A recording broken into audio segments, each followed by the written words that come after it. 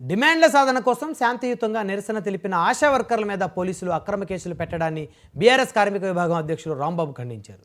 CM Revanth Reddy ఇచ్చిన హామీ మేరకు వేతనాలు పెంచాలని ఇటీవల కోటి డిఎంఈ దగ్గర నిరసన తెలిపిన వేలాది మంది ఆశా వర్కర్లను పోలీసులు అరెస్ట్ చేశారని తెలిపారు.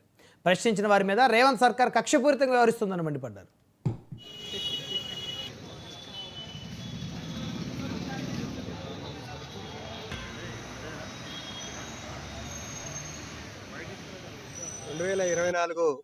డిసెంబర్ 9వ తారీఖున ఆశా వర్కర్లందరూ కూడా కోటిలోని డైరెక్టరేట్కి కాంగ్రెస్ పార్టీ పెట్టిన మేనిఫెస్టోలోని జీతాలు పెంచాలని కోరుతూ మాస్ మెమోరాండం వేయడానికి వచ్చారు.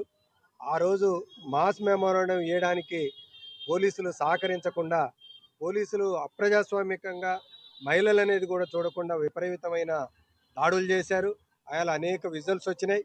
అయినప్పటికీ కూడా ఈ కాంగ్రెస్ గవర్నమెంటు సమస్యను పరిష్కరించేది పోయి 6 నెలల తర్వాత మమ్మల్ని అందరినీ ఆశాలని బీఆర్టీ నాయకుల్ని పిలిపించి ఇలా సుల్తాన్ బజార్ పోలీస్ స్టేషన్లో కేసులు రికార్డు చేపించి ఇలా ఇక్కడికి పిలిపించడం అనేది జరిగింది. ఈ రోజు నువ్వు ఆ జీతాలు ఆశాలకు పెంచని కారణంగా నీ మీద ఎన్ని కేసులు పెట్టాలని చెప్పేసి